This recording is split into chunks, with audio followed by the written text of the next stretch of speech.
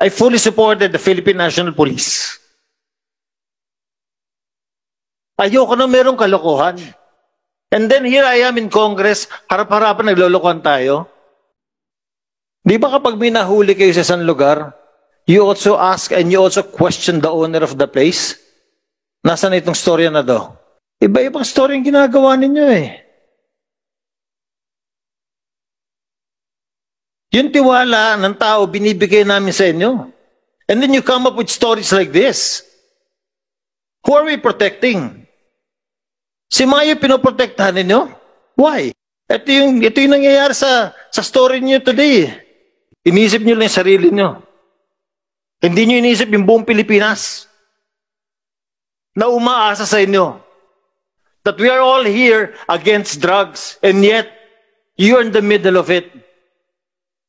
Sorry, pero yan talaga. Ito yung story niyo. Kayo mismo nagsasabi niya, no? Hinayaan niyo hulihin namin kayo. Kami na yung nakakahuli sa inyo. Lahat kami dito. Lahat ng nakikinig. Why are you doing this? Merong nahuling pulis at merong attempt na pagtakpan yung pulis. Yun yung beef nung buong kwentong ito. Alam niyo kung bakit pinipilit yung hot pursuit? Kasi hindi nila ma-justify yung pagpasok nila sa sa PD lending. Oh. Kasi wala naman silang search warrant na dala. Tinapay naman. Simpleng-simple lang yan. Dina-justify nila yung pagpasok doon sa sa WPL. Kaya pinipilit nila na may hot pursuit to justify their illegal entry into the office of Police Master Sergeant Mayo. Yun lang naman ang kanyan eh. Bulahin nyo na ngayon. Papunta pa lang kayo. Pabalik na ako eh. Tapos ganyan ang sasabihin nyo sa akin. Sergeant Mayo was arrested initially Executive session pa tayo. at 11:51. Okay. Yan sinabi nyo. And then, nag-meeting si General Domingo, Colonel Olonan, Lieutenant Colonel Gonzales, at Lieutenant Colonel Ibanez. Nasa isang meeting room kayo. Tinanong ka kanina, Colonel Olonan, nasabi mo kasi nga dadalhin sana si Mayo dun sa Pasig dahil para sa'yo mag-pinpoint ng location. Yan ang sabi mo kanina.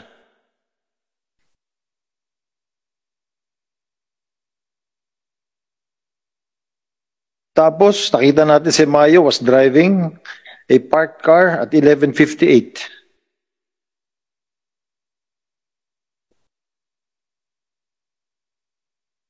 Tapos, ginawa niyo pang, ang report naman ni Lieutenant Colonel Ibanez, itong OIC ng SOU-NCR, that Mayo was the arresting officer sa Pasig nun sa hapon.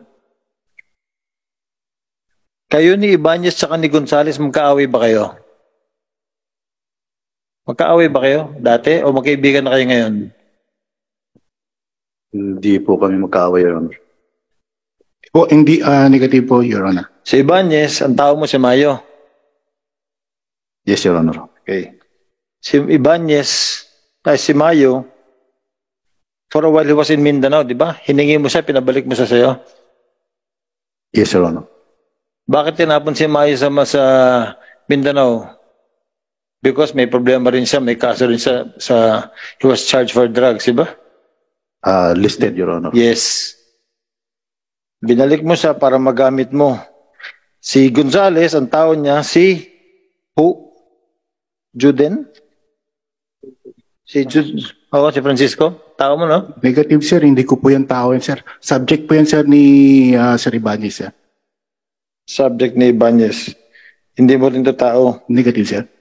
Sir, may So, sariling koplan po yan, sir. Ha? May koplan po yan, sir, na ginawa siya na... So, nung nagkaroon ng raiding doon sa Tondo, ikaw yun nandun, no? Colonel Gonzales, andun ka, di ba? Sir, I was called by... Yes or no, andun ka? Yes, sir, I was called by Sir Ibanez, sir. Hindi ko, tinatanong ko kung nandun ka or hindi. But you're not supposed to be there. And then, tinatahi ko yung istorya niyo, ha? Si Ibanez naman, gusto papuntahin si Mayo para maging arresting officer doon sa Pasig. Correct? Hindi po, Your Honor. Oh, Yun po kasi itong totoong nangyari doon. ano na? Yun po kasi yung, actually, Your Honor, hindi naman talaga siya... Ano yung totoo nangyari?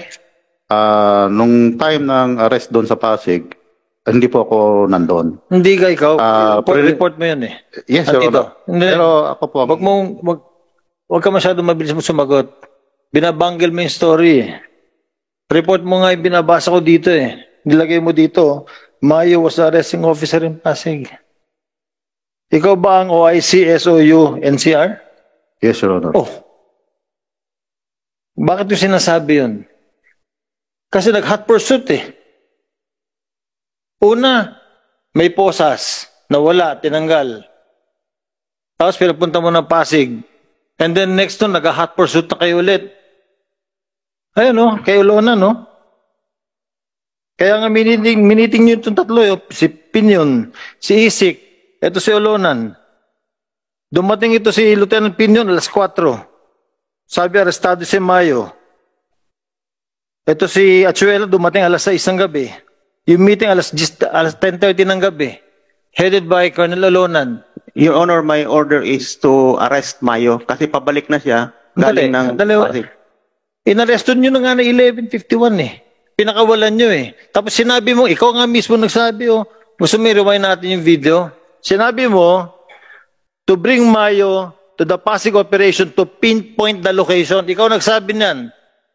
I'm writing down what you said. Your Honor, the agreement is sasama si Mayo sa... So may agreement. Sandali. Yes, sir.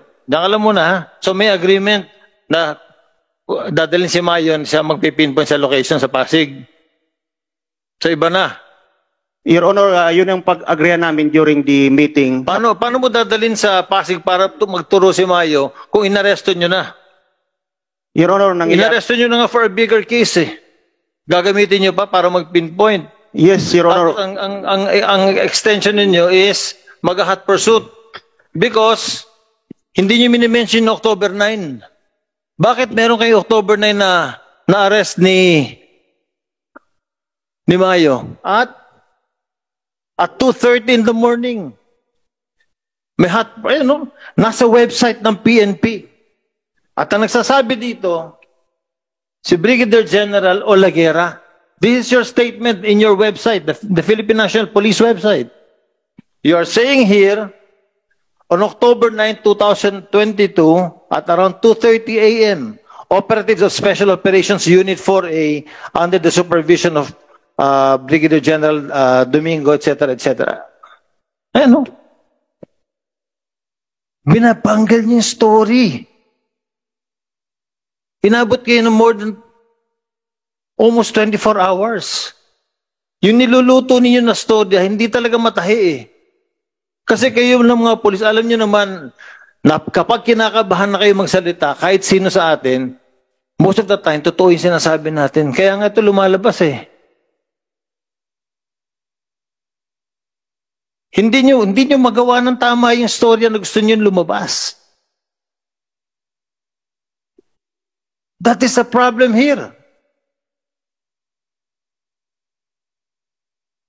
Tapos, iba-iba yung mga details coming from this agency.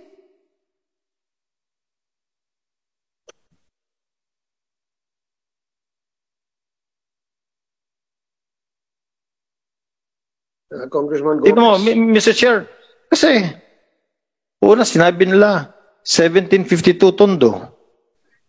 Tapos sa spot report, 1742 sa Manila. And then ang tamang address is 1734 Jose Abad Santos, Grace Park. 1734 Jose Abad Santos, Tondo. Tatlong address, tatlong number. Sa Philippine Tang Yu Foundation. Di ba kapag may nahuli kayo sa isang lugar, you also ask and you also question the owner of the place? Nasaan na itong storya na do? Sino ang may-ari ng building? Sino may-ari ng lugar? Did it ever come out in your report? Hinanap ba natin? Etong kay Mayo, dalawa yung wealth and personal development lending niya. Itong isa sa Tondo, Grace Park, at isa dito sa Tayuman, Tondo. Hinanap ba natin, chinek ba natin pareho?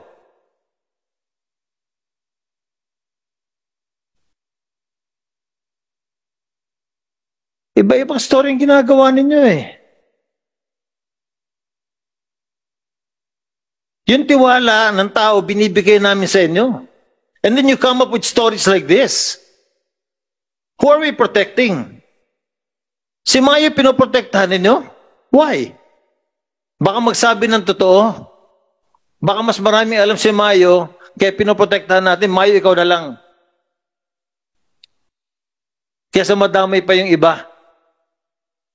Ito yung nangyayari sa story niyo today.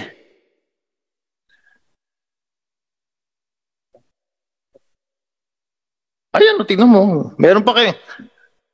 What's suspicious here, Mr. Chair? Yung address ng Philippine Tang Yu Foundation, talagang hinanap nila yun. 1734 Jose Abad Santos, East Grace Park, Caloocan. And yung isa, 1734 Jose Abad Santos, Tondo, Manila. Bakit may ganun? Para pag nagkaroon ng search warrant, mali kagad yung lugar.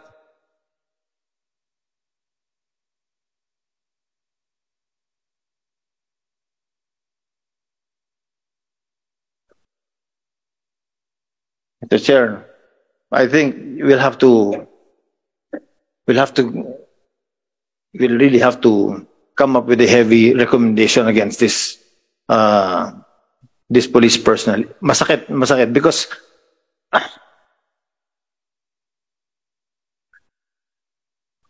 masakit. Kasi ako, when I was mayor, I fully supported the Philippine National Police. Ayoko na merong kalokohan. And then here I am in Congress, harap-harapan naglolokohan tayo.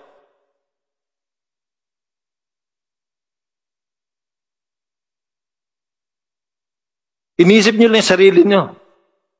Hindi nyo inisip yung buong Pilipinas na umaasa sa inyo. That we are all here against drugs and yet you're in the middle of it. Sorry, pero yan talaga. Ito yung story nyo. Kayo mismo nagsasabi niya, no? Hinayaan nyo, hulihin namin kayo. Kami na yung nakakahuli sa inyo. Lahat kami dito. Lahat ng nakikinig. Why are you doing this? Mr. Chair, I leave everything to you, Mr. Chair. Thank you, Congressman Gomez. I understand your frustration that I think most of the members of the committee share, no? Talagang gano'n. Ngayon, dati ang kwento pagka may Chinese, drug lord. Ngayon, pagka ang usap-usapan sa kalsada, pag may police, drug lord na rin. Masakit pakinggan yun. I'm sure all of you who are officers, ayun yung naririnig yan. Anyway, obviously, Congressman Gomez and Congressman Acop earlier, meron talagang kwento na gusto nilang panindigan. Yung sinasabi nilang merong hot pursuit. Tama ba yun? Totoo bang may hot pursuit, Colonel Olonan? Your Honor, it could prejudice to the pending case of Sergeant Mayo. May I request you executive session, Your Honor? Okay, thank you. General Domingo, meron bang hot pursuit? We'll better discuss it in the executive session, Your Honor. Okay. Executive session din. Oh, executive session. Okay. Ikaw ang pumirma nung affidavit. Ikaw yung arresting officer, di ba? Ikaw ang nagsabi na mag-hot pursuit. Meron wala? Merong hot pursuit. Naninindigan mo yan. Ha? Sige. So, the beef of the whole story, ladies and gentlemen, is the fact that merong nahuling pulis at merong attempt na pagtakpan yung pulis. Yun yung beef nung buong kwentong ito. At doon sa mga nangyaring mga actions taken by the police, maraming question mark sa isipan ng aming mga kasamahan. Kaya nga, nabubuo sa aming isipan na merong pagtatakip na nangyari. For example, di ba, nahuli ng alauna, pero sa report, pilit niyong sinasabi na hindi alauna nahuli. Kundi nahuli ng October 9 ng ng 2 o'clock ng madaling araw. Ang nakakatawa, ginamit sa follow-up operations si Mayo, pumunta sa Pasig ng alas 9 ng gabi. Siya pa yung arresting officer. 3 hours later, alas 2 ng madaling araw, hinuli rin siya. At siya ang involved sa isang buy-bust. Hinuli si Mayo, alas 2 ng madaling araw. Galing sa Pasig, hinuli siya sa Santa Cruz, Quiapo. Major Salmingo, ikaw ang pumirma ng report sa Pasig. Alam mo ba yun? Yung report na yan, sir, hindi na po... Meron kang spot report sa Pasig. Did you know that you were the one who signed this report? Progress report. Progress report, Your Honor. So, sinabi mo dun na merong na-aresto ang SACP. What does SACP mean? Jerome, no, sorry. Merong in connection to the above, blah, blah, 6:20 p.m. October, etc., etc. Arrest of Juden Francisco et al. Ikaw ba si Michael Angelo Salmingo? Yes, Your Honor. So, ikaw ay nag-submit itong progress report na to? Yes, sir, to inform the command group that Juden Francisco et al. Was already presented before the court to and inquested, Your Honor. So you know all the while that there was a follow-up operation na nangyari sa Pasig. Yung sa report na yan, sir. Anong sa report na yan? Prior to this report, hindi mo alam na merong follow-up operation? Meron, Your Honor. Alam ko po, Your Honor, pero I was not there, Your Honor. But kanina, I was asking you if you know that there was a follow-up operation sa Pasig. Sabi mo, wala, hindi natuloy. Hindi po ako natuloy sumama, Your Honor. I was supposed to drive Sergeant Mayo towards Pasig, Your Honor. So who drove Sergeant Mayo there? Yung driver po na kasama ko, Your Honor. Sino pa kasama niya? Yun lang, sir. Silang dalawa lang po. So silang dalawa lang magpa-follow up operation sa isang malaking bodega sa Pasig? No, Your Honor. May mga nauna na pong SOU NCR personnel doon. Would you know? Would you be able to identify sino? Sino yung nauna? The team of Lieutenant Hornadal, Your Honor. So sila yung nauna doon? Yes, Your Honor. Okay. Dito eh. So, in your opinion, merong hot pursuit? Your Honor, after the operation in Pasay, supposed operation in Pasay na hindi na po natuloy because of the instruction to return Mayo to WPD Lending, pagdating ko po sa WPD Lending, I turned over the vehicle and the person of Sergeant Mayo to Colonel Ronan. I reported at the second floor where he is standing and said na, sir, andyan na po si Master Sergeant Mayo sa baba. Sinoli mo siya? Yes, Your Honor. Anong oras mo siya sinoli? Around 11:18, yung pag-arrive namin, Your Honor. 11:18, he was at WPD Lending. Yes, sir, from Pasay City. You see? Tapos sinabi, ang report na pinirma mo yung affidavit, alas 2 na madaling araw, may hot pursuit. Alas 11, sinuli niya sa WPD. Mr. Chair, alam niyo kung bakit pinipilit yung hot pursuit? Kasi hindi nila ma-justify yung pagpasok nila sa sa WPD Lending. Kasi wala naman silang search warrant na dala. Tinapay naman, simpleng-simple lang yan. Dina-justify nila yung pagpasok doon sa sa WPL. Kaya pinipilit nila na may hot pursuit to justify their illegal entry into the office of Police Master Sergeant Mayo. Yun lang naman ang kanyan eh. Bulahin nyo na ngayon. Papunta pa lang kayo, pabalik na ako eh. Tapos ganyan ang sasabihin nyo sa akin.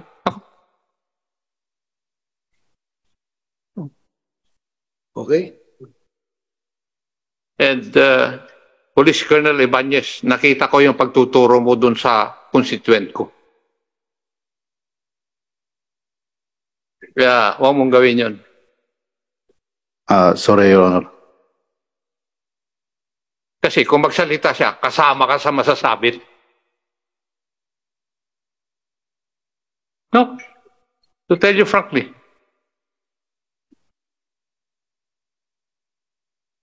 Thank you, Congressman Akop. Earlier,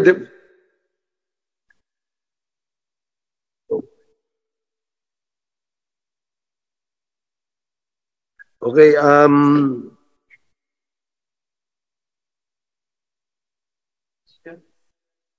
Inquiry lang, Mr. Chair.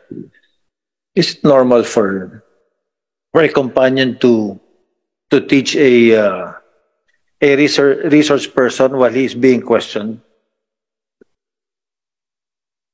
sorry. Is it a normal practice, Mr. Chair, na yung companion ng resource person tinuturuan niya? Well, hindi. This is the case of Colonel Ibanez. Tinuturuan niya nandun sa likod niya. Kunyari nakatalikod pero nakasalita na ganyan. Yeah, ano? Nakita pa naman yun. Na-notice ni Congressman Akop observed that si Colonel Ibanez is coaching constituent niya. Yes. He was already warned not to do it again.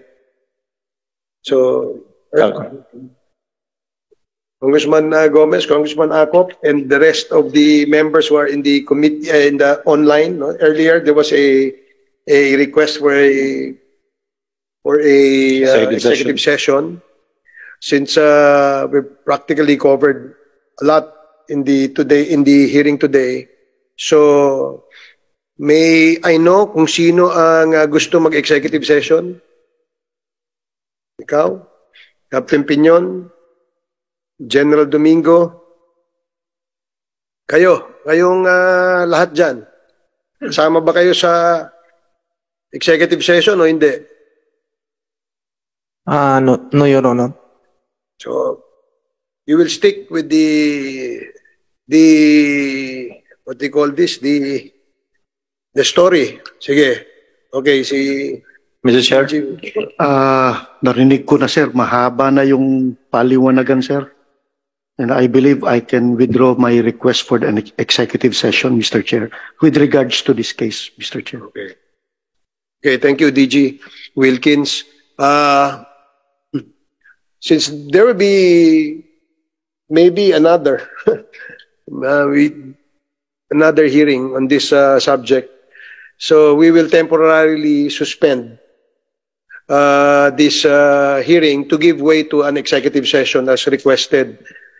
And the motion was moved by Congressman Gomez, duly seconded, and hearing no objection from our colleagues in the online.